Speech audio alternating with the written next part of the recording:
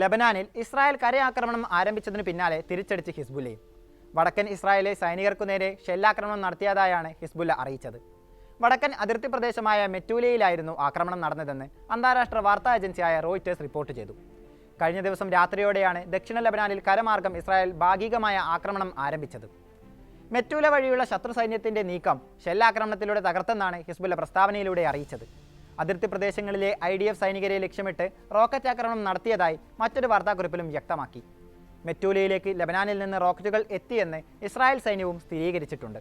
5 റോക്കറ്റുകളാണ് അതിർത്തി ലക്ഷ്യമാക്കി എത്തിയതെന്നാണ് IDF എക്സിലൂടെ അറിയിച്ചത്. ഇതിൽ ചിലത് തകർത്തെന്നും ചിലത് ഒഴിഞ്ഞ പ്രദേശങ്ങളിലുമാണ് പതിച്ചതെന്നും കുറിപ്പിൽ പറയുന്നു. വടക്കൻ പ്രദേശമായ അപ്പർ ഗലീലിയിലെ അവീവിലും നിരവധി റോക്കറ്റുകൾ എത്തിയിരുന്നു. ഇത് ആളൊഴിഞ്ഞ സ്ഥലത്താണ് പതിച്ചതെന്നാണ് ഇസ്രായേൽ സൈന്യത്തിന്റെ വാദം. ഇരു സ്ഥലങ്ങളിലും അപായ സൈറണുകൾ മുഴങ്ങിയിരുന്നു. തിങ്കളാഴ്ച രാത്രിയാണ് തെക്കൻ ലബനാനിലൂടെ ഇസ്രായേൽ സൈന്യം കരയാക്രമണം ആരംഭിച്ചത്. ഭാഗികവും നിയന്ത്രിതവും തദ്ദേശീയവുമായ കരയാക്രമണമെന്നാണ് ഇതിനെ ഇസ്രായേൽ വിശേഷിപ്പിച്ചത്. വടക്കൻ ഇസ്രായേലിൽ തങ്ങളുടെ പൗരന്മാർ നേരിടുന്ന ഭീഷണി തടയുകയാണ് സൈനിക നീക്കത്തിലൂടെ ലക്ഷ്യമിടുന്നതെന്നും വ്യക്തമാക്കിയിട്ടുണ്ട്. എന്നാൽ ആക്രമണത്തെക്കുറിച്ച് ഹിസ്ബുല്ല ഇതുവരെ പ്രതികരിച്ചിട്ടില്ല. പുതിയ യുദ്ധ സാഹചര്യത്തിൽ ലബനാൻ ഭരണകൂടം അതിർത്തി പ്രദേശങ്ങളിൽ സൈന്യത്തെ വിന്യസിച്ചിരുന്നു.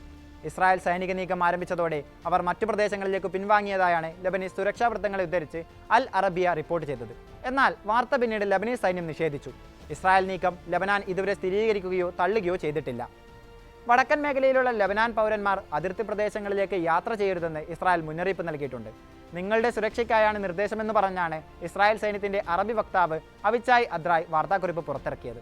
അടുത്തൊരു മുന്നറിയിപ്പ് ഉണ്ടാകുന്നതുവരെ നിർദ്ദേശം അനുസരിക്കണമെന്നും ആവശ്യപ്പെട്ടിട്ടുണ്ട്. ഇസ്രായേൽ മന്ത്രിസഭ അംഗീകാരം നൽകിയതിനു പിന്നാലെയാണ് സൈന്യം ലബനാൻ കരയാക്രമണം ആരംഭിച്ചത്. ഹിസ്ബുല്ലയ്ക്കെതിരായ യുദ്ധത്തിലെ അടുത്ത ഘട്ടമെന്നാണ് ഇതിനെ ഇസ്രായേൽ സുരക്ഷാ ക്യാബിനറ്റ് വിശേഷിപ്പിച്ചത്. കഴിഞ്ഞ അരനൂറ്റാണ്ടിനിടെ ഇത് 4ാം തവണയാണ് ഇസ്രായേൽ അതിർത്തി കടന്ന് ലബനാനിലേക്ക് അതിക്രമിച്ച് കടക്കുന്നത്. അവസാനമായി 2006 നടന്ന 34 ദിന യുദ്ധത്തിലായിരുന്നു അതിർത്തി കടന്നുള്ള ഇസ്രായേൽ ആക്രമണം. എത്ര സൈനികരാണ് ആക്രമണത്തിന്റെ ഭാഗമായുള്ളതെന്ന വിവരം ഇസ്രായേൽ പുറത്തുവിട്ടിട്ടില്ല.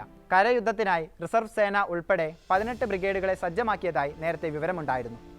70,000 മുതൽ 1,00,000 പേർ ഇതിലുണ്ടാകുമെന്നാണ് സൈനിക സുരക്ഷാ നിരീക്ഷകനായ എലീജ മാഗ്നീർ അൽ ജസീറയോട് പറഞ്ഞത്. ഹിസ്ബുല്ലയുടെ പ്രധാന കരുത്ത് മിസൈൽ യൂണിറ്റുകളും പ്രത്യേക സേനാ വിഭാഗവുമാണ്. മിസൈൽ യൂണിറ്റിന്റെ ഭൂരിഭാഗമോ 50 മുതൽ 70% വരെയെങ്കിലും ഹസൻ നസ്രയുടെ മരണത്തിനിടയാക്കിയ ആക്രമണത്തിൽ തകർത്തതായാണ് ഇസ്രായേൽ വിശ്വസിക്കുന്നത്. ലിറ്റാനി നദിയുടെ തെക്കും വടക്കുമായി 2 ഭാഗങ്ങളായി വിന്യസിക്കപ്പെട്ട സ്പെഷ്യൽ സേനാ വിഭാഗത്തിലെ 2 യൂണിറ്റുകളാണ് ഇസ്രായേലിന്റെ അടുത്ത ലക്ഷ്യമെന്നും എലീജ പറയുന്നു. ഇതിനുശേഷമായിരിക്കും തുടർ നടപടികൾ തീരുമാനിക്കുകയെന്നാണ് സൂചന. ഫാദി 4 റോക്കറ്റ് ഉപയോഗിച്ചും തെൽ അവീവിന് സമീപത്തെ സൈനിക വ്യോമതാവളം ഹിസ്ബുല്ല ആക്രമിച്ചു. സെപ്റ്റംബർ 22 ശേഷം നിരവധി തവണ ഫാദി മിസൈലുകൾ ഹിസ്ബുല്ല ഉപയോഗിക്കുന്നുണ്ട്. ഫാദി 1 മിസൈലിന്റെ ദൂരപരിധി 80 കിലോമീറ്ററും ഫാദി 2വിൻ്റേത് 105 കിലോമീറ്ററുമാണ്. കൂടുതൽ പ്രഹരശേഷിയുള്ള ഫാദി 3, ഫാദി 4 മിസൈലുകളും ഹിസ്ബുല്ലയുടെ കൈവശമുണ്ടെന്നാണ് വിവരം.